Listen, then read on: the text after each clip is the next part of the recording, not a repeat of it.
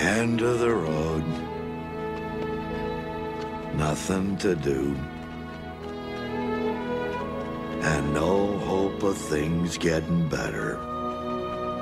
Yeah, I would definitely say that Eeyore is known as a depressed character. He could be with friends, out at a party, working. No matter what he's doing, he is never happy. And that's not his fault, it's just how depression works.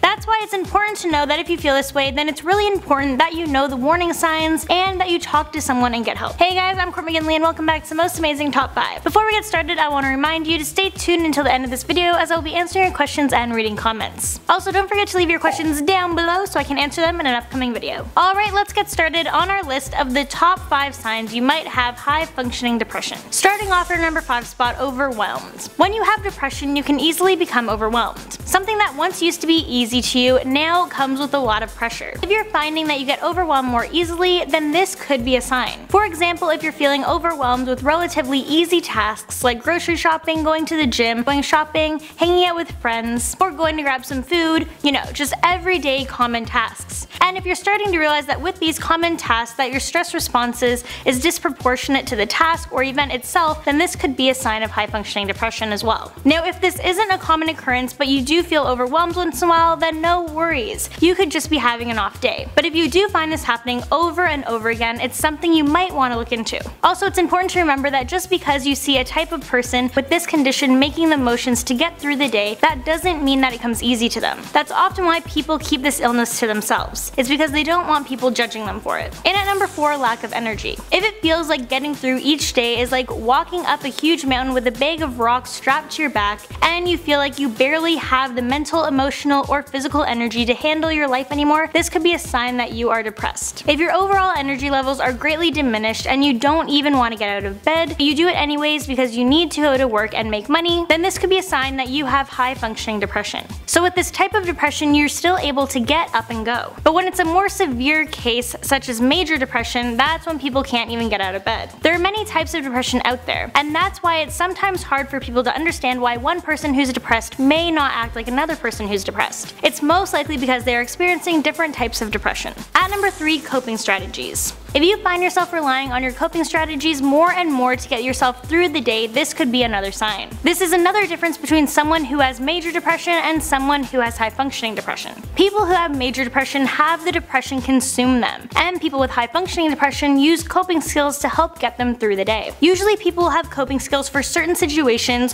where they could feel themselves getting uncomfortable. If you find yourself needing more and more alone time or zoning out time after work or on the weekends, and you find yourself using your coping strategies more often than not, then this could be a sign. Some examples of coping signs could be turning to things of distraction like alcohol, drugs, excessive gaming, constantly being on Netflix, etc. Doing any of these things too much or using them as a way to escape from your life could revert to underlying depression. Coming in at number 2, self-doubt. Now, we all doubt ourselves every now and then. It's not an uncommon thing to do. However, for people who have high functioning depression, it's something that is constantly on their mind. There are both good and bad days, but on bad days this can almost be debilitating. Constantly doubting yourself, your actions, and convincing yourself that anything you do is never going to be good enough would be exhausting. But that is what goes through the mind of a person who has high functioning depression. The internal struggle they have is a lot to deal with. They question literally everything, such as their career paths, relationships, friendships, what they're doing with their life, and if they can even handle all that life is throwing at them. Self-doubt for most people is situational. Thinking about big life changes when they're approaching,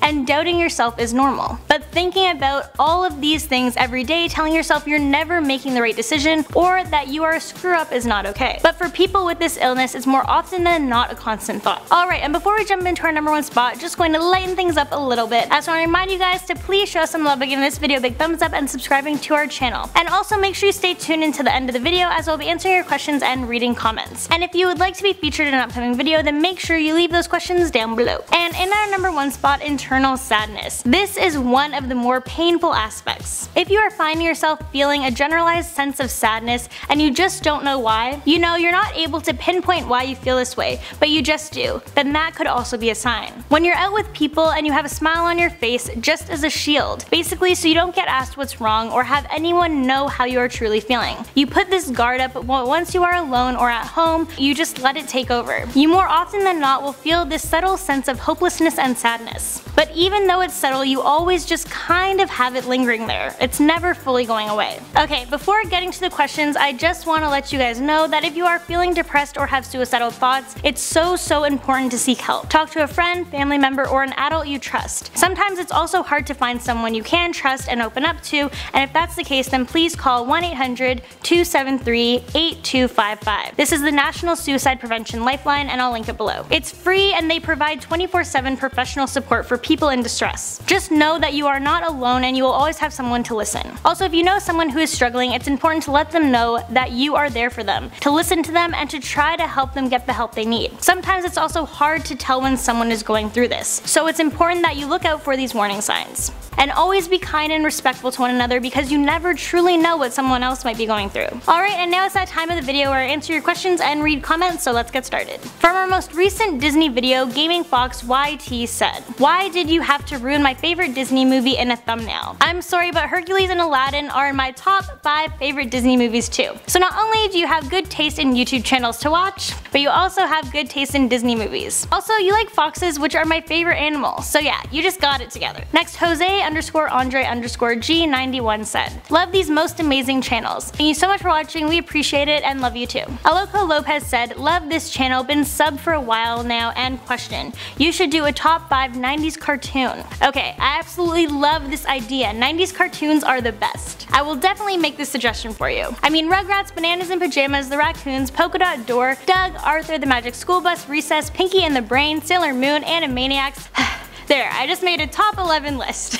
There's just so many good ones, how could I only choose 5? Next, Tanya Kumari said, "Disney is my favorite topic and I like it." Oh, me too girl, me too. Next, Great Spring said, "Cool video, can't wait till the next one comes out." Well, make sure you guys don't forget to turn on your notification bell and stay tuned for tomorrow. Next, TWOK Stretch God Rogers said, "First, like and comment." Well, thank you so much for watching, and I love the Dragon Tales pick that you're using. Ord, right? Yet another great 90s show. I mean, it's on the cusp, it came out in 1999, but hey, it still counts. Do you guys remember this show? Almost time for Dragon Tales.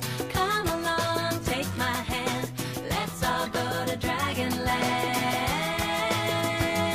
Ah, classic. It's a little more cheesy than I remember as a kid, but still great. Well, on that note, that is all the questions for today. If I didn't get to you, then no worries. Just make sure you turn on that notification bell and tune into our next video because I might be answering it over there. Until then, let me know what list you'd like to see down below, and please show some love by giving this video a big thumbs up and subscribing to our channel, and I'll catch you in the next one.